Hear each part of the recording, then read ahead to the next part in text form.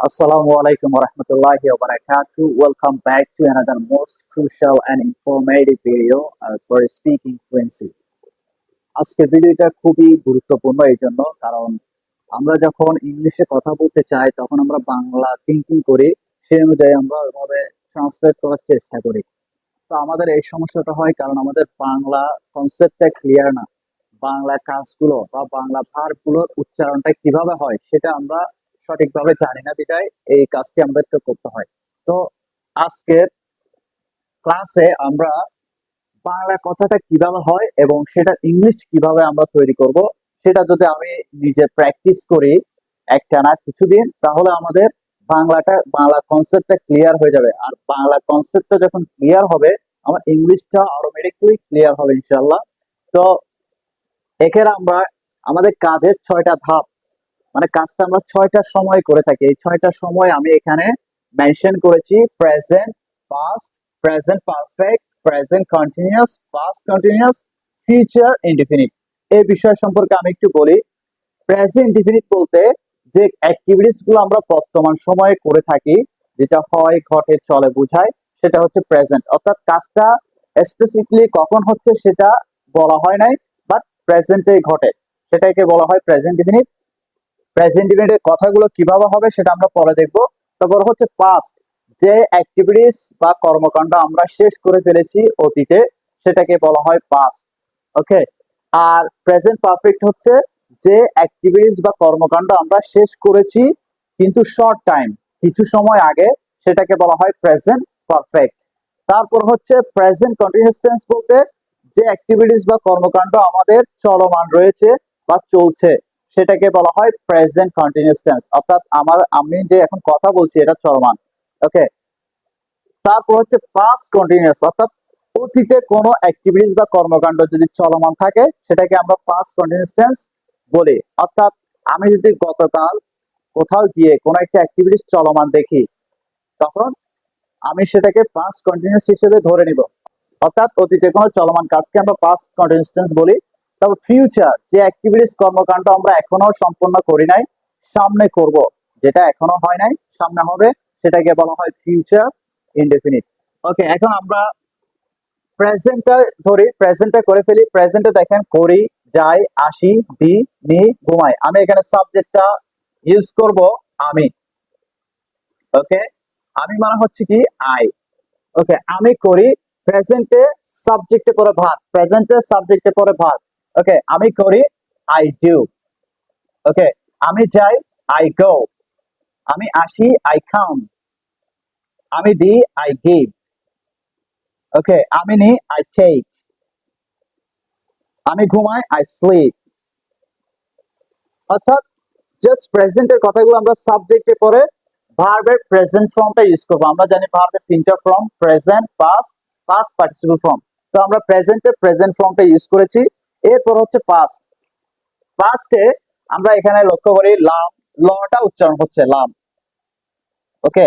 তো আমি করেছিলাম, আমি গিয়েছিলাম, আমি এসেছিলাম, আমি দিয়েছিলাম, আমি নিয়েছিলাম, আমি ঘুমিয়েছিলাম। তো কথাগুলো ফার্স্টের কথাটা এভাবে উচ্চারণ হয়। যখন আমি বারবার এটা রিপিট করব, তখন এই বিষয়টা আমাদের মাথায় সেট হয়ে যাবে এবং আমি সহজে এটা কথা বলার সময় ইউজ করতে পারবো ইনশাল্লাহ। সো আমি করেছিলাম, ডু এর first form did, I did, অর্থাৎ সাবজেক্ট ভার্বের ফার্স্ট ফর্ম। আমি গিয়েছিলাম, আই ওয়েন্ট। ওকে। আমি এসেছিলাম, আই কেম। আমি দিয়েছিলাম, আই গেভ। গিভ এর ফার্স্ট ফর্ম গেভ। আমি নিয়েছিলাম, আই টুক। আমি ঘুমিয়েছিলাম, আই স্লেপ্ট। অর্থাৎ ফার্স্টে সাবজেক্ট ভার্বের ফার্স্ট ফর্ম, এখানে কোনো অক্সিলারি ভার্ব নাই। প্রেজেন্ট ইনডিফিনিটের সাবজেক্ট ভার্বের প্রেজেন্ট ফর্ম, ফার্স্টে সাবজেক্ট ভার্বের ফার্স্ট ফর্ম। এবার আসি প্রেজেন্ট পারফেক্টে।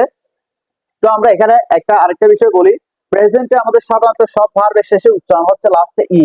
করি, মানে আমির ক্ষেত্রে করি, যাই, আসি, দি, নি, ঘুমাই, এভাবে উচ্চারণ হচ্ছে। ফার্স্টটা একটু ডিফারেন্ট আছে, এখানে করেছিলাম, গিয়েছিলাম, এসেছিলাম, দিয়েছিলাম, নিয়েছিলাম, ঘুমিয়েছিলাম। আমি যদি বাংলা কনসেপ্টটা ভালোভাবে জানি, তাহলে আমরা ইংলিশটা ইজিলি বলতে পারবো এবং করতে পারবো।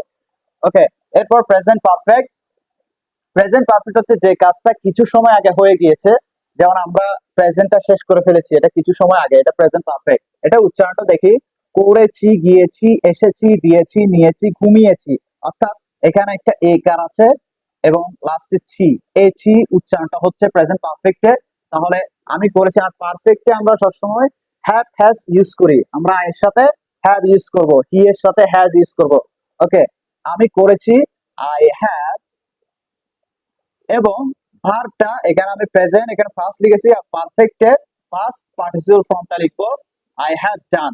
আমি করেছি আই হ্যাভ ডান, আমি গিয়েছি I have gone, I have gone, আমি এসেছি I have come, I have come came come, আমি দিয়েছি I have given, I have sorry I have given, আমি নিয়েছি আই হ্যাভ টেকেন, আমি ঘুমিয়েছি আই হ্যাভ স্লেপ্ট। তো আমি বারবার যখন একই বিষয়টা আমি রিপিট করছি, তখন বিষয়টা আমার, যখন আমি কথা বলবো তখন প্রেজেন্ট পারফেক্টের কথাগুলো যখন আমি শুনবো বা আমি বলার চেষ্টা করব, তখন ইজিলি আমি ফরম্যাটটা করতে পারবো ইনশাল্লাহ। ওকে, নেক্সট হচ্ছে প্রেজেন্ট কন্টিনিউয়াস টেন্স, অর্থাৎ যে অ্যাক্টিভিটিস বা কর্মকাণ্ড বর্তমানে চলমান, মানে যেটা অ্যাক্টিভিটিসটা আমরা চলতে দেখছি সেটা হচ্ছে present continuous tense. So present continuous টেন্সের গঠনটা হচ্ছে আমরা এম ইজ আর ইউজ করি প্লাস ভার্বের সাথে আইএনজি, চলমানের জন্য ভার্বের সাথে আমরা আইএনজি যোগ করব। তো আই এর সাথে আমরা এম ইউজ করি, আম আম ডুইং, ডু এর সাথে আমি আইএনজি যোগ করব, আম ডুইং, ভার্বের সাথে আইএনজি যেহেতু চলমান। আমি যাচ্ছি, আম গোয়িং, আমি আসছি, আম কামিং, আমি দিচ্ছি, আম গিভিং, আমি নিচ্ছি, আম টেকিং, আমি ঘুমাচ্ছি, am sleeping. Okay, just am is এর পরে ভার্বের সাথে আমরা আইএনজি যোগ করছি এখানে। এই দুইটার মধ্যে আমরা একটা মিল দেখছি, করেছি করছি দুটোটা ছি আছে, কিন্তু এখানে পার্থক্যটা হচ্ছে প্রেজেন্ট পারফেক্টে এ উচ্চারণ হবে, করেছি, আর কন্টিনিউয়াস টেন্সে করছি। প্রেজেন্ট পারফেক্টে দেখেছি মানে দেখা শেষ, কন্টিনিউয়াস টেন্সে আমি দেখছি। ওকে, এটা চলমান। তো এটা পার্থক্য রয়েছে, এখানে চয় ছ বা ছি উচ্চারণ হচ্ছে। তারপর হচ্ছে পাস্ট কন্টিনিউয়াস টেন্স, অর্থাৎ অতীতে যদি আমি কোনো কর্মকাণ্ড চলমান অবস্থায় দেখি সেক্ষেত্রে আমি বলবো এটা পাস্ট কন্টিনিউয়াস টেন্স। আমি করছিলাম, আই ওয়াজ, জাস্ট এম এর পরিবর্তে ওয়াজ হবে যেহেতু ফার্স্ট, আই ওয়াজ ডুইং, আমি যাচ্ছিলাম, আই ওয়াজ গোয়িং, আমি আসছিলাম, আই ওয়াজ কামিং, আমি দিচ্ছিলাম, আই ওয়াজ গিভিং, আমি নিচ্ছিলাম, I was taking, I was taking, আমি ঘুমাচ্ছিলাম, আই ওয়াজ স্লিপিং।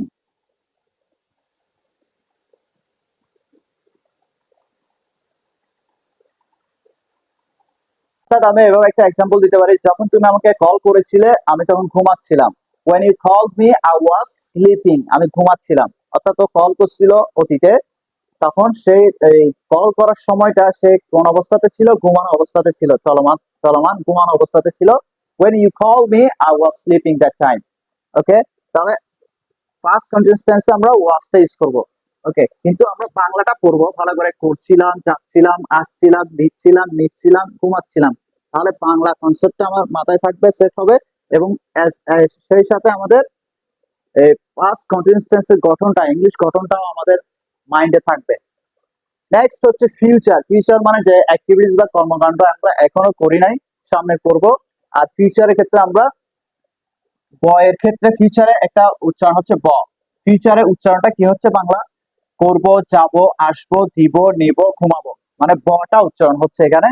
তাহলে ফিউচার আমরা উইল ইউজ করব, আই উইল ডু, উইল এর পরে ভার্বের প্রেজেন্ট ফর্ম, উইল এর পরে ভার্বের present form, I will do, আমি যাব, আই উইল গো, আমি আসবো, আই উইল কাম, আমি দিব, আই উইল গিভ, আমি নিব, আই উইল টেক, আমি ঘুমাবো, আই উইল স্লিপ। ওকে, আমরা প্রেজেন্টে ডু ইউজ করেছি ভার্বের প্রেজেন্ট ফর্ম আই ডু, পাস্টে ডু এর ফার্স্ট ফর্ম ডিড ইউজ করেছি, আই ডিড আমি করেছিলাম। প্রেজেন্ট পারফেক্টে হ্যাভ এর পরে ভার্বের পাস্ট পার্টিসিপল ফর্ম ইউজ করেছি, আই হ্যাভ ডান আমি করেছি। আর প্রেজেন্ট কন্টিনিউয়াস টেন্সে এম এর পরে ভার্বের সাথে আইএনজি করেছি, এম ডুইং আমি করছি। পাস্টে ওয়াজ এর পরে ভার্বের সাথে আইএনজি করেছি, ওয়াজ ডুইং। ফিউচারে উইল এর পরে ভার্বের প্রেজেন্ট ফর্ম ইউজ করেছি, উইল ডু। ইনশাআল্লাহ আমরা যদি এভাবে কনসিস্টেন্টলি প্র্যাকটিস করতে থাকি তাহলে আমাদের স্পিকিং ফ্লুয়েন্সি অনেকটা আপগ্রেড হবে। আমরা খুব ইজিলি অন্যের কথাগুলো বুঝতে পারবো এবং সেই অনুযায়ী আমরা অ্যাপ্লাই করতে পারবো ইনশাআল্লাহ। তো কিপ প্র্যাকটিসিং। আসসালামু আলাইকুম ওয়া রাহমাতুল্লাহি ওয়া বারাকাতুহু।